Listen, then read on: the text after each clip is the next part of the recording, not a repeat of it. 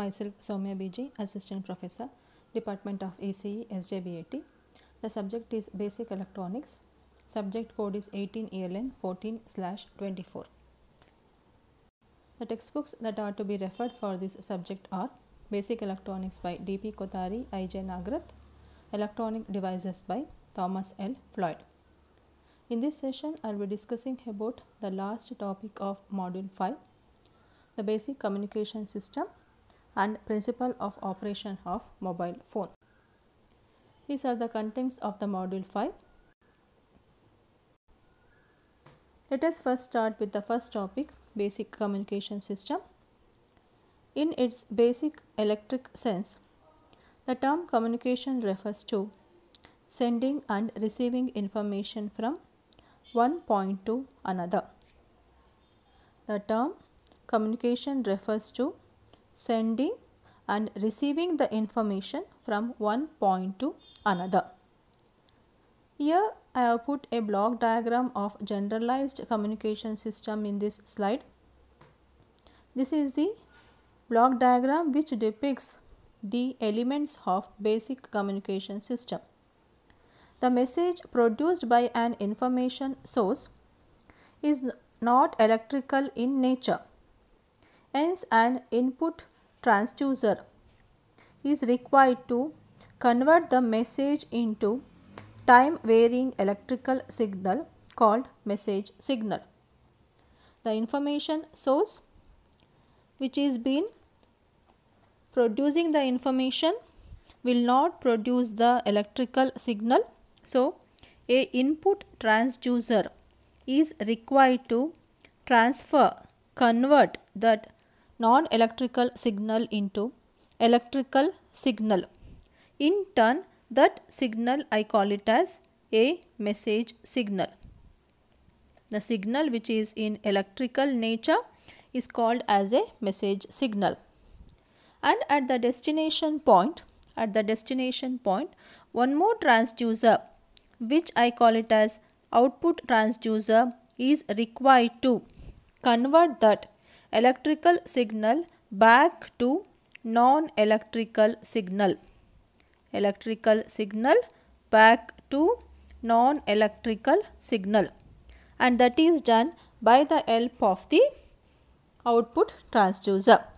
It will convert that electrical signal into appropriate signal.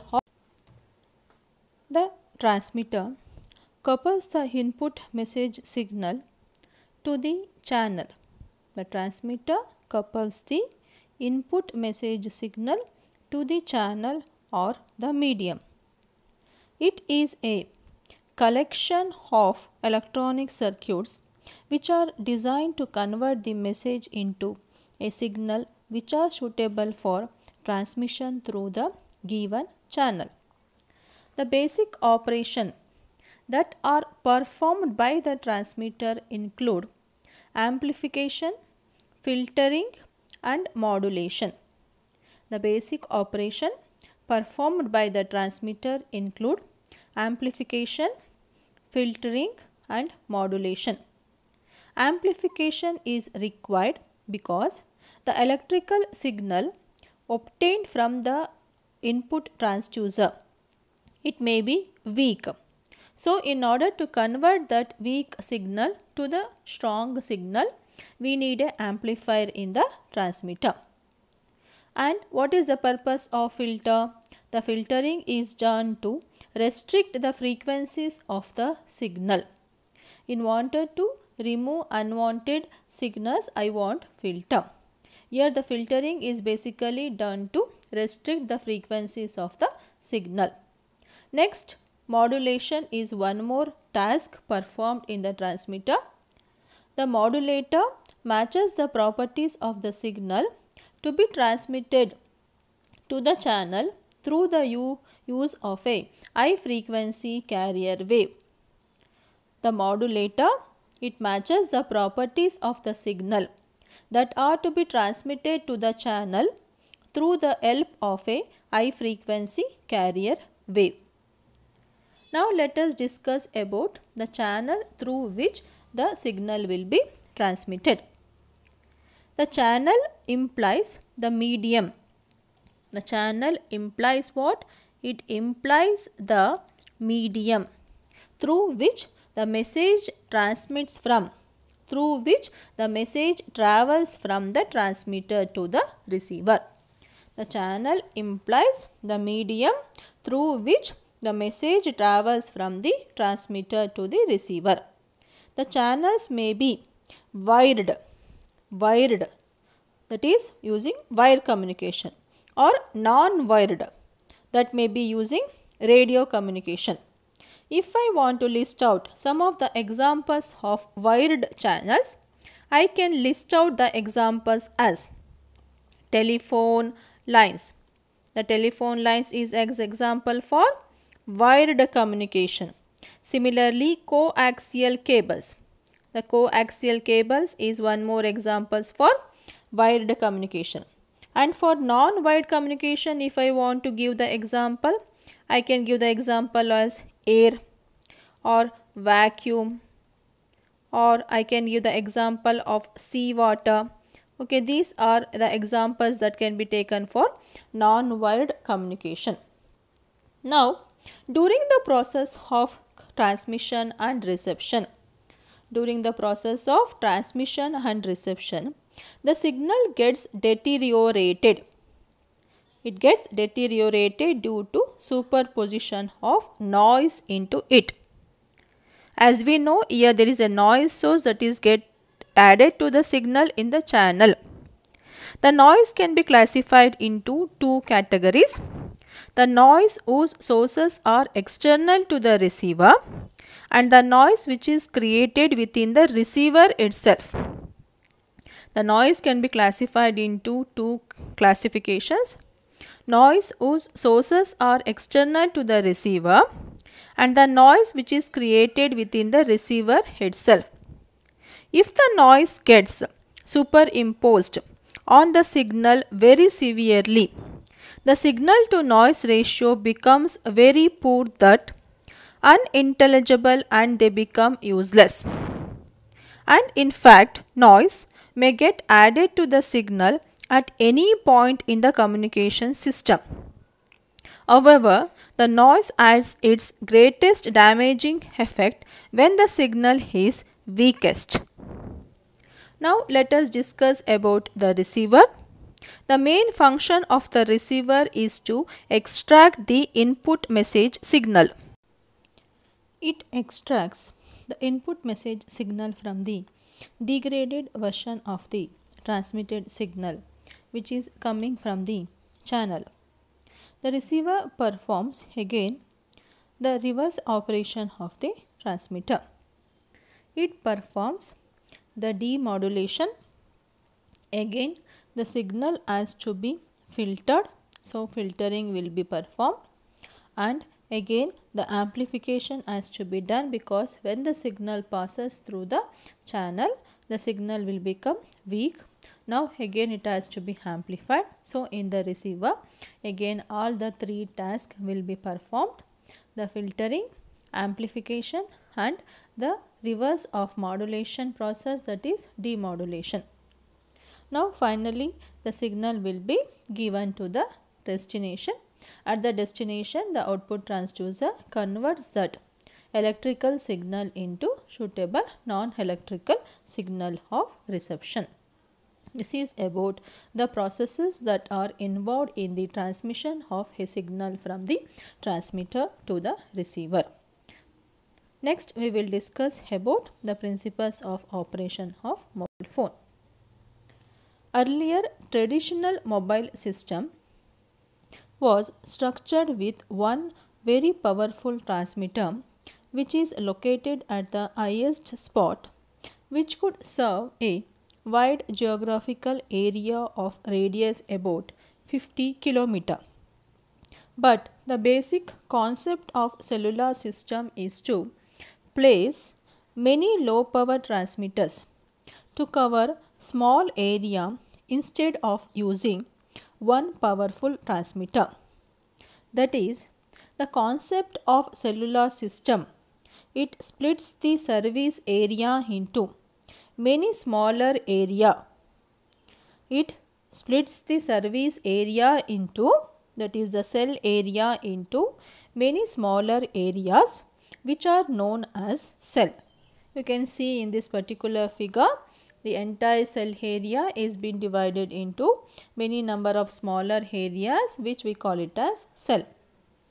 A cell is the basic geographic unit of the cellular system and it contains a low power transmitter.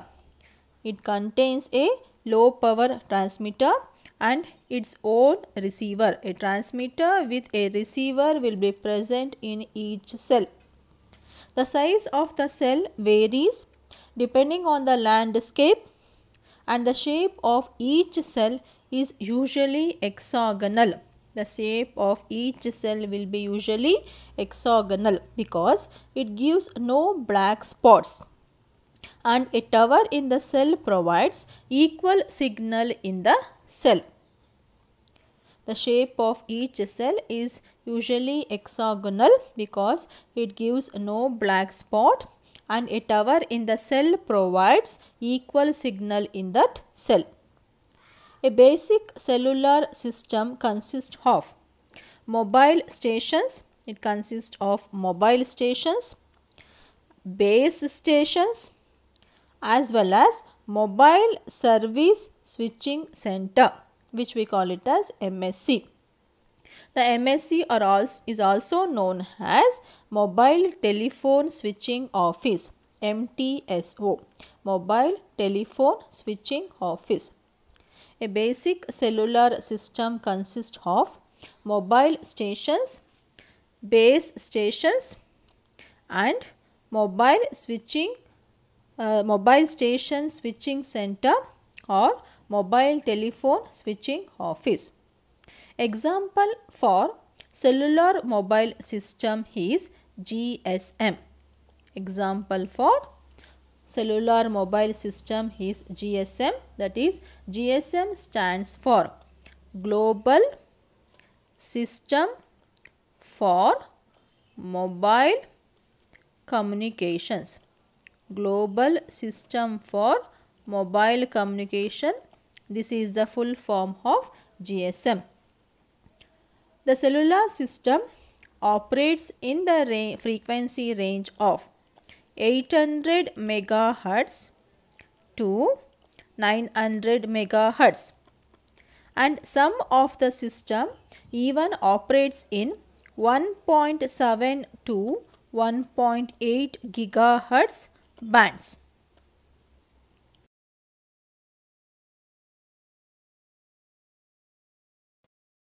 This block diagram is representing the cellular mobile radio unit. The cellular telephone, sometimes called mobile telephone, is a device by which a user may have a wireless connection to a relatively nearby transmitter. The cellular telephone is a device by which the user may have a wireless connection to a relatively nearby transmitter. The transmitter's span of coverage is called a cell. As the cellular telephone user moves from one cell to another, the telephone must be effectively passed on to the local cell transmitter. Basically, a cellular mobile phone has three sections: RF section, analog baseband processor, and digital baseband processor.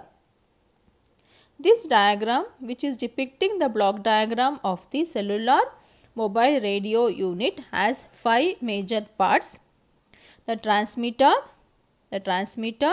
receiver, frequency synthesizer, the logic unit, and the control unit. The transmitter is a low power FM transmitter operating in the frequency range of 825 to 845 MHz. There are 666 3D kHz transmit channels. The channel 1 is 825.03 MHz. Channel 2 is 825.06 MHz, and so on up to channel 666 on 844.98 MHz. The modulator modulates the pre-amplified voice signal and the carrier input from the frequency synthesizer. The receiver, here as you can see, this is the receiver, right? The receiver, which is a cellular receiver, consists of RF amplifier, FM demodulator and the filter. An RS amplifier boosts the level of the received cell signal. The receiver frequency range is 870.03 MHz to 889.98 MHz. Next is frequency synthesizer. It is used to generate various signals which are required for modulation and demodulation in the transmitter and the receiver. Next is the logic unit. It is a master control circuit for RF section of cellular phone. Next we have control unit. This is the section which acts as the controller of the input and output of any analog and digital signal. These are the blocks that make up this cellular mobile radio unit: transmitter, receiver, frequency synthesizer, logic unit and the control unit. Let us first depict the block diagram of this GSM system, GSM block diagram. Okay, as I told, in any cellular mobile system, it consists of three main blocks, one corresponding to the base station, another one is mobile service switching center, the third one is mobile station. Here the mobile station is the first one, part, base station becomes the middle part and the mobile service switching center becomes the third part. Okay, the mobile system is my first part. In the mobile system, we will be having two things. One is SIM, another one is mobile equipment. In mobile system, we will be having two things. One is SIM, another one is mobile equipment. SIM corresponds to subscriber identity module, SIM, subscriber identity module. ME corresponds to mobile equipment. Now we will move on to the next part, that is base station. Now let us see what are the components that are present in the base station. This is my base station. In this base station we have BTS, base transceiver station. Okay, and we will be having another block called BSC, base station controller, base station controller. We will be having base transceiver station and we will be having base station controller, like this. Okay, and moving on to the third block, third important part of the cellular system, which we call it as network switching subsystem. Network switching subsystem, or as I told previously, it can be called by the name mobile service switching center. Network switching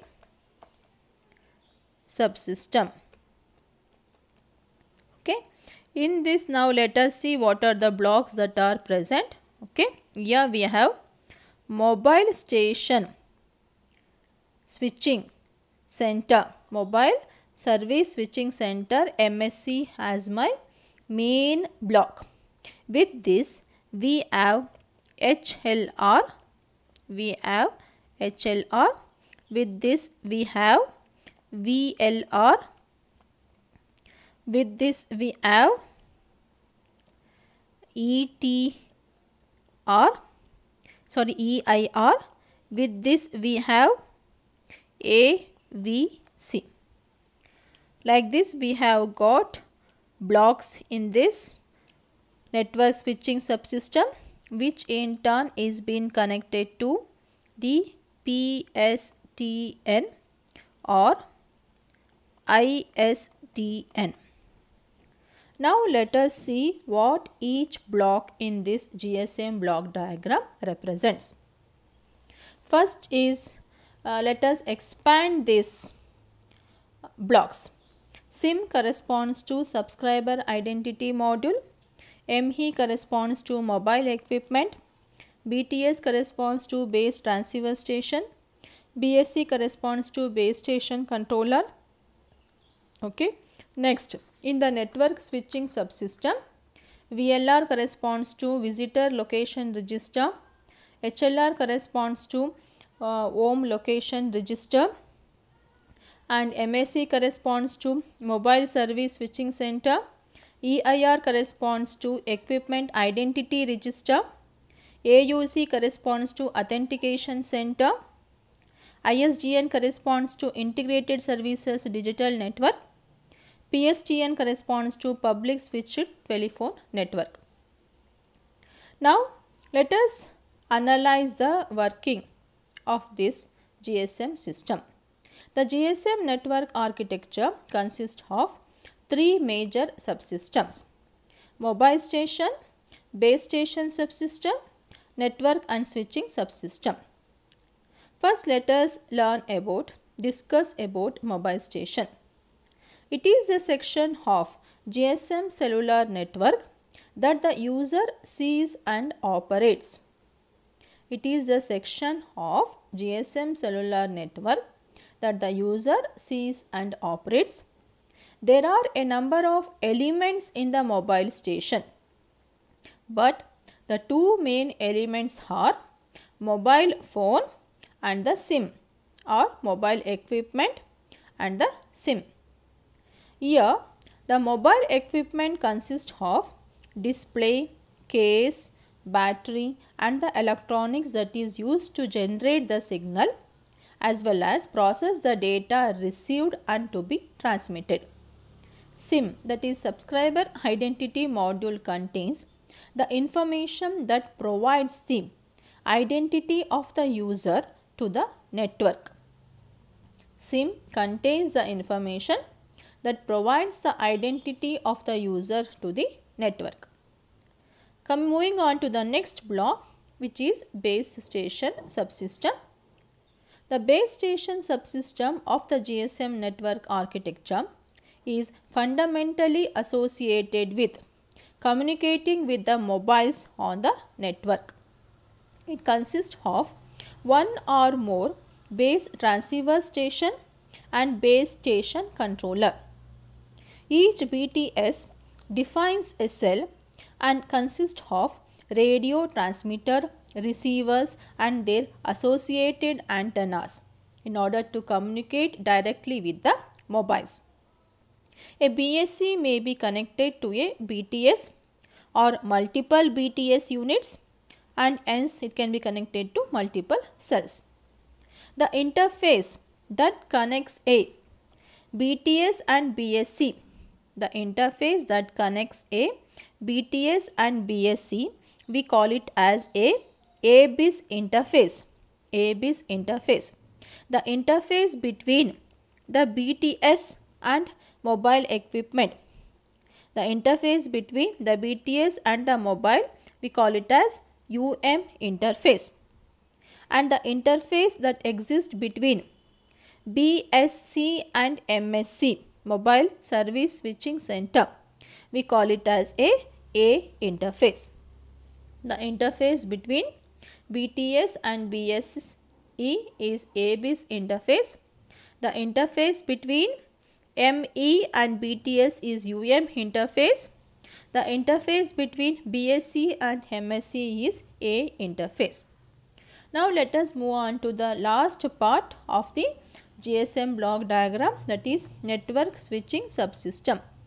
It is the core network of the GSM system that provides the main control and interfacing for the whole mobile network.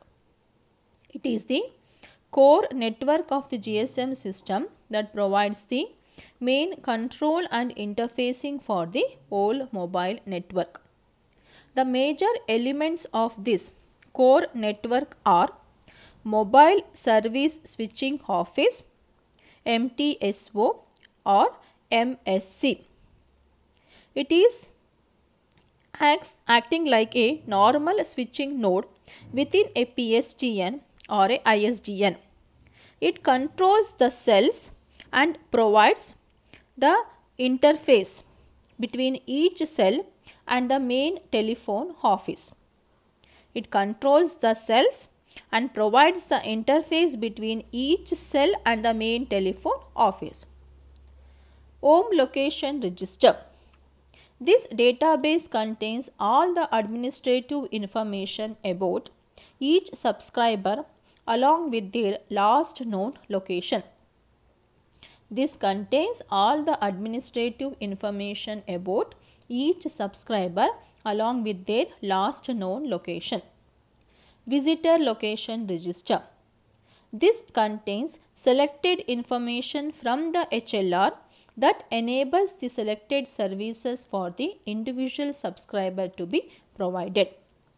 The visitor location register contains selected information from the HLR that enables the selected services for the individual subscriber to be provided.